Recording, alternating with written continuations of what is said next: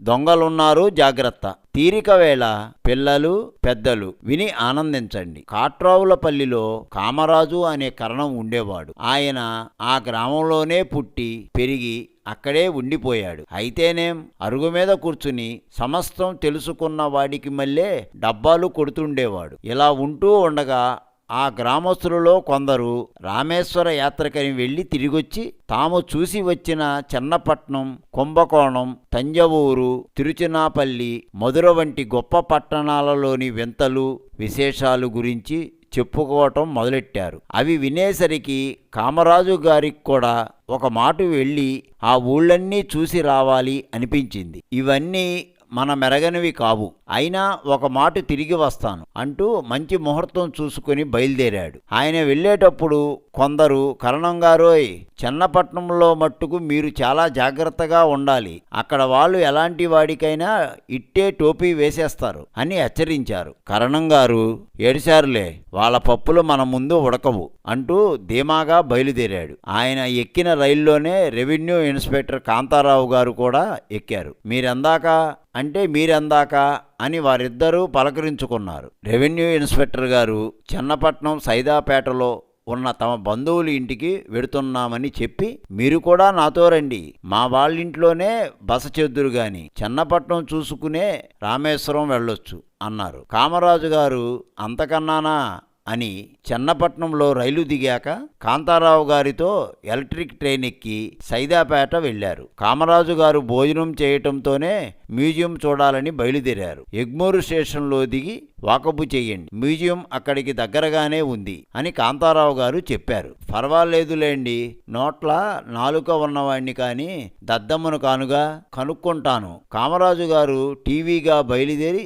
ఎగ్మూరుకు ticket కొనుక్కుని electric train ఎక్కారు. రైలు పెట్టెలో ఆయనకు ఎదురుగా దొంగలున్నారు జాగ్రత్త అనే అక్షరాలు కనబడ్డాయి. ఆయనకు ఆ అక్షరాలు కనబడటం రైల్లోనే కాదు, పోస్టాఫీసులో కార్డులు కొనే చోట, రైలు స్టేషన్లో టికెట్ కొనుక్కునే చోట కూడా అటువంటి నోటీసే చూశాడు. ఎక్కడ చూసినా ఆ నోటీసే కనబడి రైలు పెట్టెలో కూడా అదే ప్రత్యక్షమయ్యేసరికి కామరాజు గారు తన ప్రక్కన కూర్చున్న పెద్ద మనిషి, ఏమండి, సొమ్ము విషయంలో అజాగ్రత్తగా ఉండే వెర్రిమొహం వారు ఈ పట్నంలో చాలామంది ఉన్నారన్నమాట అన్నాడు. ఆ పెద్ద మనిషి నవ్వి ఊరుకున్నాడు. కామరాజు గారు మాత్రం ఊరుకోక అలాంటి మూర్ఖుల్ని ఇలాగ నోటీసుల ద్వారా హెచ్చరించి మాత్రం ఏం ప్రయోజనం లేండి, అంతేకాకుండా అలాంటి వెంగళప్పలంటే మనకు సానుభూతి ఉండటం కూడా అనవసరం అంటాను అంటూ నోట్లో నాలుక ఉన్నవాడు గనుక వాగటం ప్రారంభించాడు. వింటున్న పెద్ద మనిషి,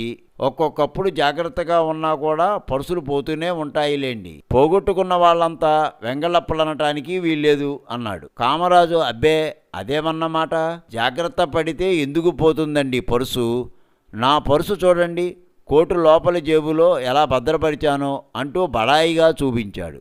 పెద్ద మనిషి చిరునవ్వుతో, మీరు చాలా ఎక్కువ జాగ్రత్త గలవారుగా ఉన్నారు, పల్లెపట్టుల నుంచి వచ్చిన వాళ్లను బైతులంటూ పట్నం వాళ్ళు హేళన చేస్తారు, కానీ మీకున్న తెలివి సామర్థ్యము వీటిలో ఈ పట్నంలో వాళ్లకు 1000వ వంతు కూడా లేవు సొమండి అని పొగిడి, ఏ గ్రామం బాబు తమది అని అడిగాడు. కామరాజు ఆ స్థుతికి పొంగి తన గ్రామం, తన కరణీకం, తన జమాబందీ లెక్కలు, శిస్తు వసూళ్లు ఒకటేమిటి సమస్తమైన గొడవలు ఆ పెద్ద మనిషితో చెప్పి, ఇంతవరకు ఏ డిప్యూటీ కలెక్టర్ కూడా నా లెక్కలలో తప్పు పట్టుకోలేకపోయాడు తెలుసా, కామరాజు లెక్కలంటే చూడనే అక్కర్లేదు, పట్టుకుపోండి అనేస్తున్నారిప్పటి ఉద్యోగులంతా అన్నాడు.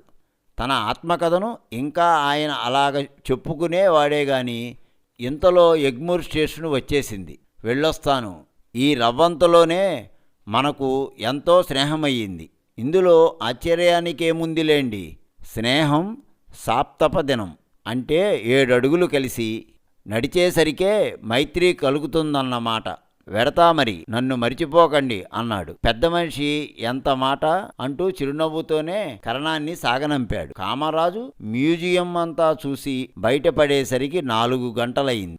కడుపులో కరకర ఆకలి వేసి కాస్త టిఫిన్ తిందామని కాఫీ హోటల్లోకి వెళ్ళాడు. టిఫిన్ అయ్యాక బిల్లు పుచ్చుకొని డబ్బు చెల్లిద్దామని పర్సు కోసం కోటు లోపలి జేబులోకి చెయ్యి పోనిచ్చాడు. అక్కడ పర్సు లేదు. గుండె గుబుక్కుమంది. పర్సు ఏది? ఎవడో కొట్టేశాడు కామోసు అన్నాడు హోటల్ వాడు. ఎవడో ఏమిటి? రైల్లో నా పక్కన కూర్చున్నవాడే కొట్టేసి ఉండాలి. కానీ వాడు చాలా ఘరానా మనిషిలాగా కనపడ్డాడే. దొంగలు అలాగే కనపడతారులేండి అన్నాడు హోటల్ వాడు. కామరాజు గత్యంతరం లేక తన జరీ కండువాను హోటలు వాడికి ధారాబొత్తుగా ఇచ్చి వాడి వద్దనే మరొక 4 అణాలు బదులు తీసుకొని కాంతారావు ఉన్న బసకు చేరుకున్నాడు. ఆయనతో సంగతంతా చెప్పి సొమ్ము తీసుకుని దేవుడా అంటూ మళ్ళీ మ్యూజియంకు వచ్చి కండువాని విడిపించుకుని వెళ్ళాడు. దానితో ఇంకా ఆయన రామేశ్వర యాత్ర విరమించుకుని తిరుగుదారి పట్టవలసి వచ్చింది.